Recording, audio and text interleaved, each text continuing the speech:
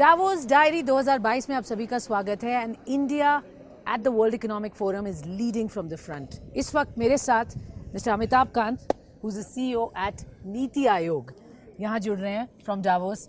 Mister Kant, always a pleasure sir, बहुत बहुत स्वागत है आपका। डावोस में इस बार ऑफ कोर्स थोड़ा वेदर डिफरेंट है बट मूड इंडिया के लिए बड़ा स्ट्रॉन्ग दिख रहा है। जिस तरह से हम बात कर रहे हैं यहाँ पे लोगों से, India is actually looking like a very on a different trajectory, on a different growth path, sir. आपकी कैसी रही मीटिंग? इंडिया ने यहाँ स्टेबिलिटी, ग्रोथ, जी, डायनेमिज्म को प्रोजेक्ट किया जी, और बहुत अच्छा लगता है क्योंकि ये जो प्रोमेनेड है यहाँ सारे स्टेट्स आए हुए हैं, तो न केवल इंडिया बल्कि सारे स्टेट्स यहाँ मिल के पार्टिसिपेट कर रहे हैं जी। और बहुत ये तो पूरा इंडिया से भरा हुआ है, इंडियन से भरा हुआ है तो डावोस एक इंडिया की तरह लग रहा है और ये बहुत अच्छा है क्योंकि एक मैसेज ये भी जा रहा है कि इंडिया अपने आप को एक जनरेशन के अंदर ट्रांसफॉर्म करेगा। ग्लोबल सप्लाई चेन बड़ी डिसरप्टेड है, इसलिए एक ऑल्टरनेटिव डेस्टिनेशन को लोग ढूंढ रहे हैं। और तीसरी बात कि सब लोग ये सोच रहे हैं कि इंडिया में एक पॉलिटिकल लीडरशिप है जो कि इन्वेस्टमेंट को अट्रैक्ट करेगी और प्रेडिक्टेबिलिटी और कंसिस्टेंसी लाएगी। I think stability, consistency, predictability ये कुछ बातें हैं जो भरोसा जिनको अब लोगों को अब हम पे भरोसा है।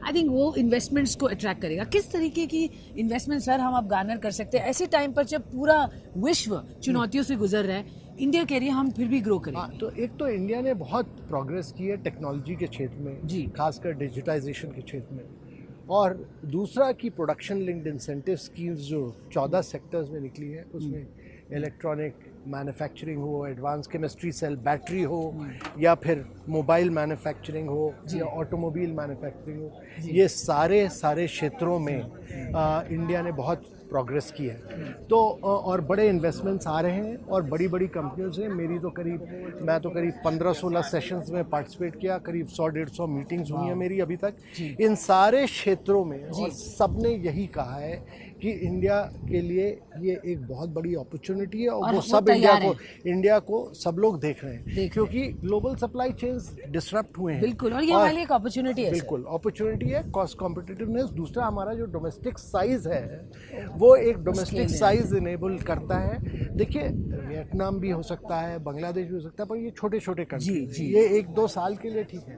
पर हम जो बात कर रहे हैं वो अगले 30 साल की बात कर रहे हैं। हम 9% पर ग्रोथ की बात कर रहे हैं अगले 30 वर्षों के लिए और एक जनरेशन के अंदर उसको देश को ट्रांसफॉर्म करने की बात कर रहे हैं। तो ये अगर 30 वर्ष की ग्रोथ की बात कर रहे हैं तो वो एक अकेला इंडिया है जो साइज और स्केल और ग्रोथ का डायमेंशन दे रहा है। सर ये तो बहुत पॉजिटिव और अच्छी बात है कि इंडिया पे इतना भरोसा है, लेकिन अभी जो चुनौतियां हमारे लिए हैं as a country, inflation of course जो दिक्कत है उसकी आम आदमी पर होती है। किस तरह से हम उसको टैकल करें और कितना कंसर्निंग है हमारी इंडस्ट्री डिमांड या हमारी ग्रोथ में वो देखिए, पहले तो ये समझना जरूरी है कि इन्फ्लेशन का कारण ग्लोबल सप्लाई चेन डिसरप्शन है जी।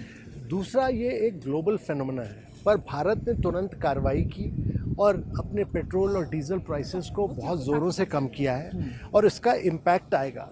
पर मेरे विचार से जो भारत की सरकार ने जो मेन कड़े कदम लिए हैं कि फूड इन्फ्लेशन जो है वो कॉमन आदमी को इम्पैक्ट करता है। बिल्कुल, फूड इन्फ्लेशन को कॉमन आदमी को इम्पैक्ट नहीं करना चाहिए, इसलिए फूड इन्फ्लेशन पर फोकस किया है। पर ये जो डीजल और ऑयल प्राइसेस जो कम की हैं इससे बहुत इम्पैक्ट पड़ेगा और लॉन्ग टर्म में मॉनेटरी पॉलिसी भी RBI ने कदम कई उठाए हैं। तो स्टेप बाय स्टेप आप कह रहे हैं चीज़ें होंगी। हाँ, पर देखिए इन्फ्लेशन एक अभी US की इकोनॉमी में 9% का इन्फ्लेशन, बहुत ज़्यादा। आप कुछ भी कर लीजिएगा तो ग्लोबल इन्फ्लेशन का भी इम्पैक्ट आएगा। पर हमें ये देखना चाहिए कि भारत सरकार का ये जो लक्ष्य, माननीय प्रधानमंत्री जी का ये लक्ष्य है कि कॉमन साधारण व्यक्ति को इस पर इम्पैक्ट ना पड़े और सारा के सारे जो कदम लिए जा रहे हैं वो इसलिए कि कॉमन मैन को कोई इम्पैक्ट ना बिल्कुल आम आदमी के को सोच के चीज़ें यहाँ पर देख रहे हैं। फाइनली सर, जिस तरह से यहाँ पर एक उत्साह है इंडिया को लेकर, हम क्लियरली देख रहे हैं, हम ग्रोथ की बात कर रहे हैं, 8% तक की ग्रोथ, फिर भी ऐसी चुनौतीपूर्ण माहौल में भी होने की बात है। लेकिन सर पॉलिसी की फ्रंट पे अब और कौन सी तेज़ी से हम पॉलिसीज़ देखेंगे आते हुए, क्योंकि आसान काम नहीं है सर, आप तो लीड करते हैं पॉलिसी बना के फिर उसको इम्प्लीमेंट कर पाना और उसके लिए सब स्टेक होल्डर्स की सहमति आ पाना। तो अब कुछ नई चीज़ें जो हम देखेंगे भारत की तरफ से। रिफॉर्म्स तो बहुत हुए हैं भारत जी। में। इम्पॉर्टेंट चीज़ ये है कि भारत को अगर ग्रो करना है इस रेट पे अगले 30 वर्षों के लिए, तो भारत को हर इंजन पे फायर करना है, ना केवल सर्विसेज पे, ना केवल मैन्युफैक्चरिंग पे, ना केवल एग्रीकल्चर पे, पर हर सेक्टर पे ग्रो करना है। और इसके लिए हर सेक्टर में लगातार रिफॉर्म्स करते चले जाना है, और वही भारत कर रहा है इस समय। तो जैसे जैसे चीज़ें आएंगी हम लोग रिफॉर्म करते चले जाएंगे।